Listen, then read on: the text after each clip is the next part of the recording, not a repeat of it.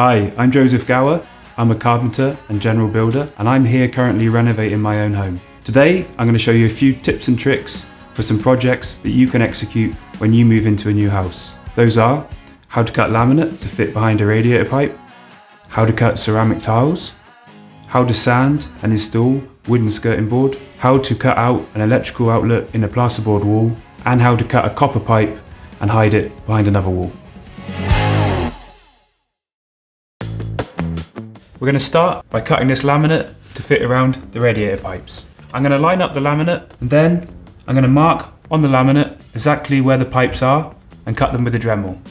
After that, I'll use this offcut at the back to fill in the distance between the existing laminate and the skirting board.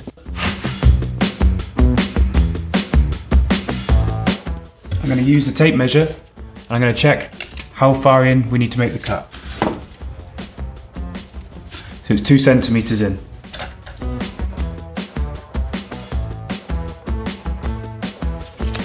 Now using a set square, I'm going to get a nice straight line.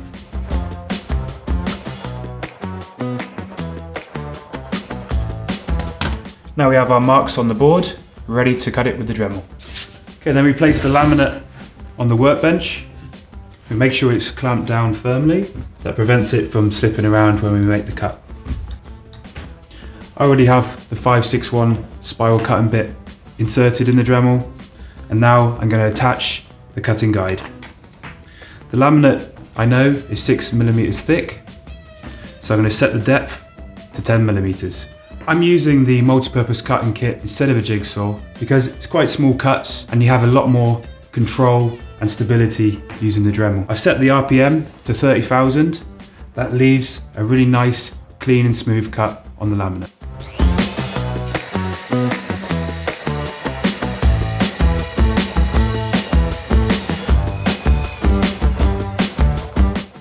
Okay, we have a nice, perfect cut there. Let's go and put it around the radiator pipes. Okay, we're going to line up the laminate with the pipes. That cut's perfect. Now we're going to get the offcut and put it behind.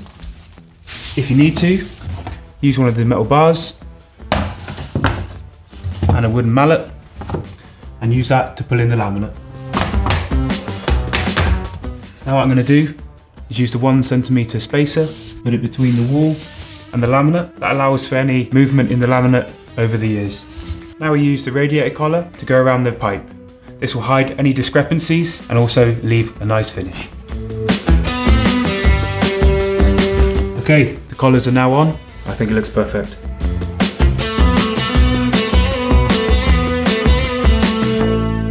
Now I've shown you how to cut wooden laminate. The Dremel tool is also brilliant for cutting harder materials, such as ceramic tiles. For that, we're going to use the Dremel Max diamond cutting wheel.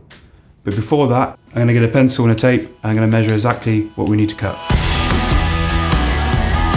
Pencil's nice to use because you can easily wipe it off clean.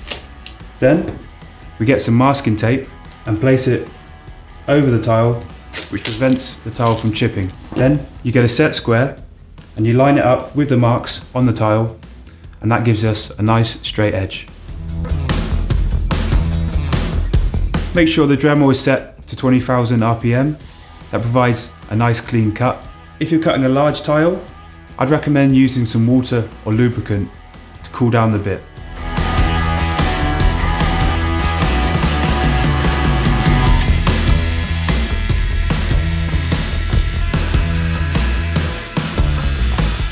And now I'm going to flip the tile around to make sure that the corner of the cut is nice and finished. You won't see any of those lines because it will be on the underside of the tile.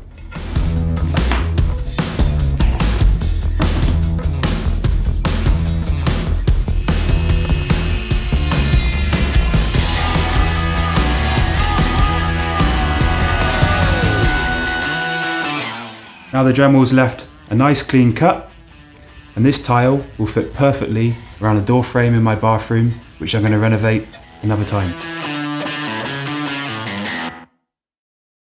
Okay, now we're going to do some sanding of the skirting boards. This one here I saw second hand. It does require a nice bit of sanding to get it down to the original wood. If However, your apartment already has skirting boards installed, leave them where they are and sand them in place. If you remove them, you risk damaging the wall. Now, I'm going to start with the big flat areas using the Bosch sander and an 80 grit paper. You can work your way up through the grits of paper to get the finish that you desire. And then, when I'm done with the large areas, I'm going to use the Dremel and I'm going to finish up all of those small, hard to reach areas in the moulding.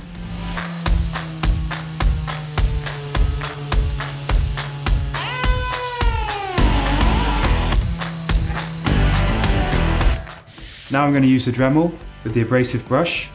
I've set it to 15,000 RPM. That's slow enough so that we don't carve too deep into the wood. The abrasive brush has got into this nice groove here, but next I'm going to use the flat wheel to get these slightly larger areas.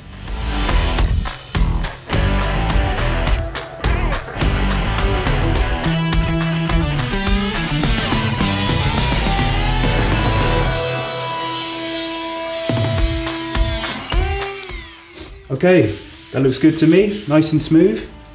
What we're going to do now is going to give it a wipe with a damp cloth just to get rid of any of the excess dust. And then we're going to give it a coat of primer. When that's dry, we can do 2 top coats and then it's good to go on the wall.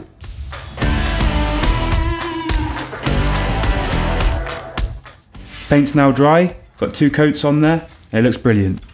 What I'm going to do now is use some montage grip on the back of the skirting board, and that's going to glue against the wall.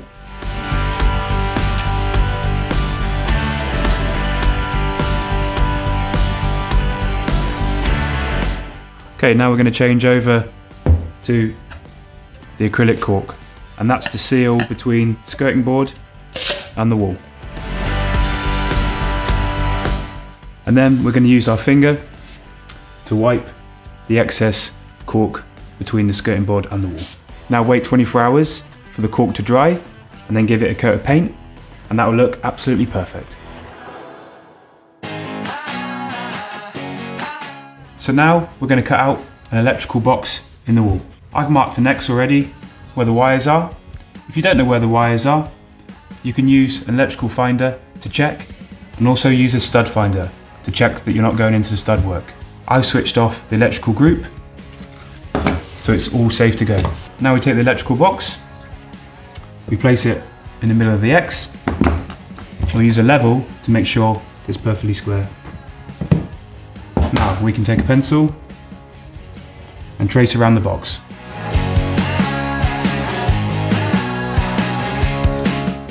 That leaves us exactly where we need to cut.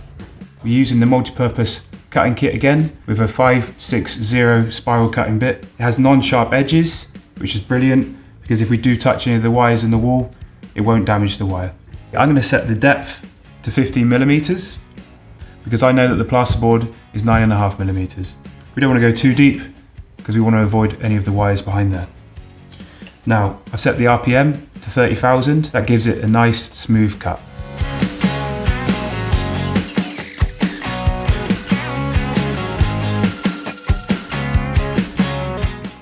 Now if you stop just before the end, you can use a screwdriver and just pop out that piece. And there we have a hole for the electrical box.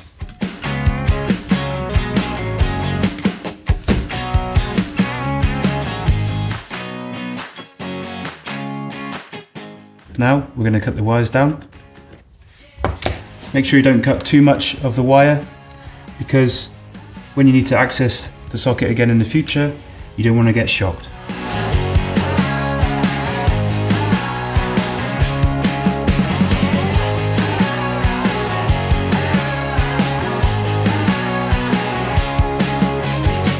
And now I've finished putting on the faceplate and we have a socket ready to be used. Okay, what I'm going to do now is remove this old sink so I can have a nice, clean, fresh wall. To do that, we're going to take the sink off, the waste pipe, the flexi hose, and then we're going to cut down this copper pipe. That will then be pushed into the wall, hidden and filled, and it will look lovely. Before we do that, we're going to switch off the water supply to the sink. And a little tip, you can turn on a tap somewhere else in the house and that will help draw out any of the extra water. Make sure you have a bucket and a sponge ready, because when we undo the flexi hose, we're going to have a bit of water left inside the tap.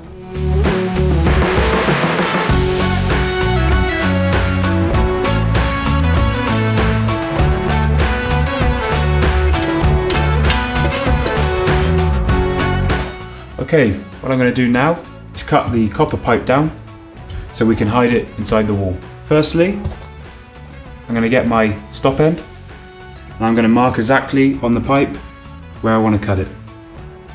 There's a little bit of movement on this pipe, so we can easily push it into the wall. If, however, there wasn't, what we could do is cut a bigger hole into the plasterboard, do exactly the same process, and then repair the plasterboard afterwards. I only use the Dremel with the Dremel Max premium metal cutting wheel. The Dremel's perfect for cutting things like this water pipe in these hard to reach areas. I've set mine to 35,000 RPM. It's a perfect speed for cutting through the metal easily.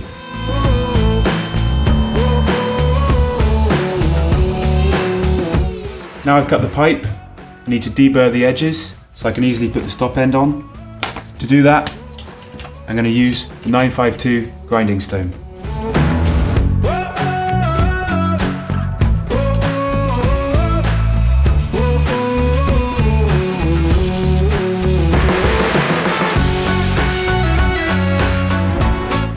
Now it's deburred, we can put the stop end on.